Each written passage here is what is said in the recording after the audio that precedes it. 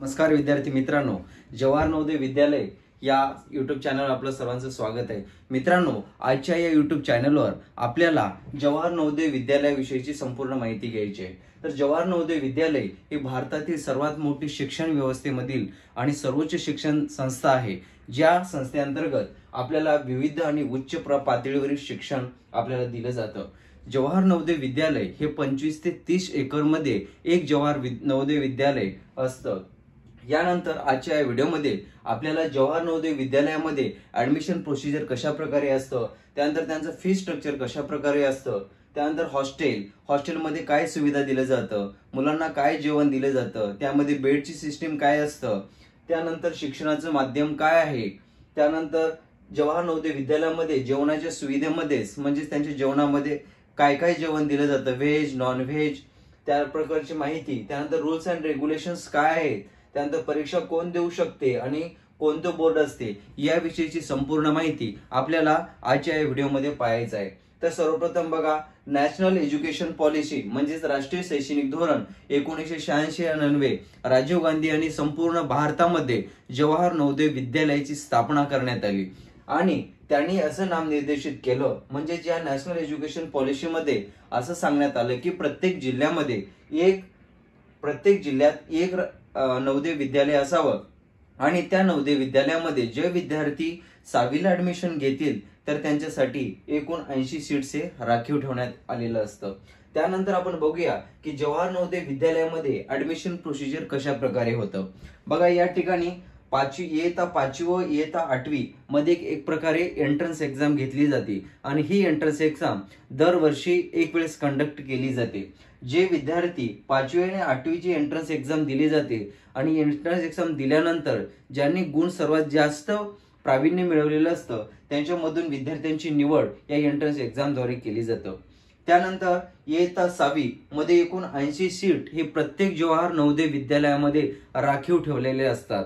म्हणजेच जे विद्यार्थी 5वीला नवोदयची परीक्षा देतात तर त्या विद्यार्थ्यांसाठी 6वी मध्ये ऍडमिशन घेण्याकरिता एकूण 80 सीट्स हे राखीव असतात।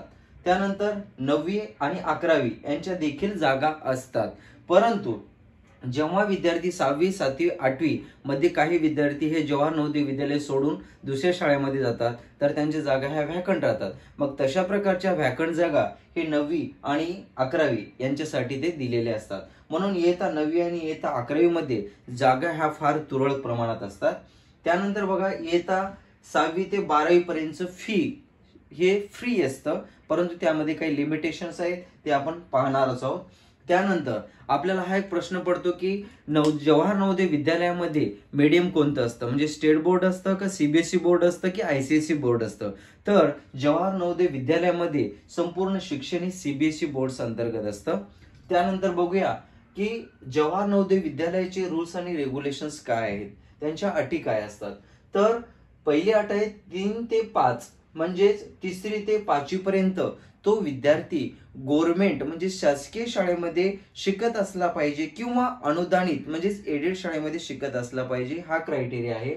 समजा आपण एक गृहीत धरूया की विद्यार्थी हा 5वीला नवोदयची परीक्षा देणार आहे आणि तो शहरी भागात आहे, तर त्याला ग्रामीण भागातला मोबदला घेता येणार नाही, कारण तो शहरी भागात शिकत असल्यामुळे। त्यानंतर त्या विद्यार्थ्यांचे वय हे 8 ते 12 मध्येच असलं पाहिजे। त्यानंतर आहे की तो विद्यार्थी समजा 5वीला त्याच्या वयामध्ये बसलेला आहे आणि तो परीक्षा दिलेला आहे आणि परीक्षा दिल्यानंतर तो समजा गुणानुक्रम कमी आलेला असेल तर दुसऱ्या वर्षी त्याला परीक्षा देता येणार नाही। त्यानंतर रिझर्वेशन हा अतिशय महत्वाचा घटक आहे की जवाहर नवोदय विद्यालयामध्ये विद्यार्थ्यांना रिझर्वेशन काय दिलेलं आहे। तर बघा, या ठिकाणी 1/3 ह्या जागा मुलींसाठी राखीव ठेवण्यात आलेल्या आहे। तर बघा, या ठिकाणी 80 जागा ह्या नवोदय विद्यालयामध्ये राखीव असतात, तर त्यापैकी जर 1/3 म्हटलं तर 27 जागा ह्या मुलीसाठी राखीव असतात। त्यानंतर 75% ग्रामीण आणि 25% शहरी भागातील।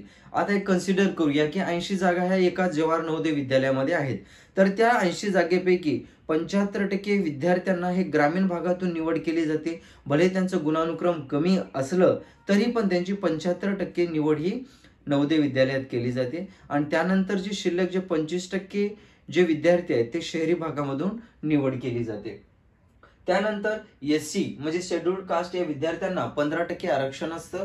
त्यानंतर ST म्हणजे शेड्यूल्ड ट्राईब यांना 7.5 म्हणजे 7.5% जागा राखीव असतात. त्यानंतर 3% जागा हे दिव्यांग विद्यार्थ्यांना म्हणजे डिसेबल जे विद्यार्थी असतात त्यांच्यासाठी 3% जागा हे राखीव असतात.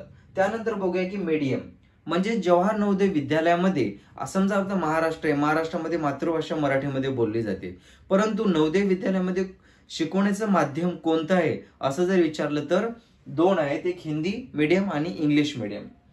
त्यानंतर आहे फी स्ट्रक्चर. फी स्ट्रक्चर मध्ये जवाहर नवोदय विद्यालयामध्ये SC ST below poverty level म्हणजे दारिद्र्यरेषेखालील आणि मुली यांच्यासाठी फ्री ऑफ कॉस्ट असते. म्हणजे 6वीला जर नवोदय विद्यालयामध्ये विद्यार्थी लागला तर 12वी पर्यंत त्याला एकही रुपये पैसे भरायची आवश्यकता नाही. त्यानंतर अदर कॅटेगरी म्हणजे ज्यांचं उत्पन्न सर्वात जास्त आहे किंवा ओपनचे कॅन्डिडेट आहे तर त्यांना दर महिना 600 रुपये प्रमाणे जवाहर नवोदय विद्यालयामध्ये भरावे लागतात. त्यानंतर गव्हर्नमेंट सर्वंटला 1,500. समजा एक उदाहरणार्थ आहे की मी आता एक गव्हर्नमेंट सर्वंट आहे तर माझ्या मुलीला जवाहर नवोदय विद्यालयामध्ये जर नंबर लागला तर मी गव्हर्नमेंट असल्यामुळे मला 1,500 रुपये पर मंथ मला जवाहर नवोदय विद्यालयामध्ये भरावी लागतात ऍज अ फीस. त्यानंतर 6 ते 8 पर्यंत त्यामध्ये SC असो ST असो मुली असो दिव्यांग असो की ओपनचा कॅन्डिडेट असो तर त्या विद्यार्थ्यांना 8वी पर्यंत कसल्याच प्रकारची फीस आकारली जात नाही. तर बघा मित्रांनो, तुम्हाला आजच्या व्हिडिओमध्ये जवाहर नवोदय विद्यालयामधील सुविधा काय आहेत, हॉस्टेल्स काय आहेत, माध्यम काय आहेत, फीस काय आहे, कोण परीक्षा देऊ शकतं, याविषयीची ऍडमिशन प्रोसिजर काय असतं याविषयीची संपूर्ण माहिती बघितलेली आहे. अशा प्रकारचे व्हिडिओ मिळवण्यासाठी आणि जवाहर नवोदय विद्यालयाबद्दलची संपूर्ण माहिती घेण्यासाठी माझ्या YouTube चॅनलला लाईक, सबस्क्राईब आणि शेअर करायला विसरू नका. थँक्यू.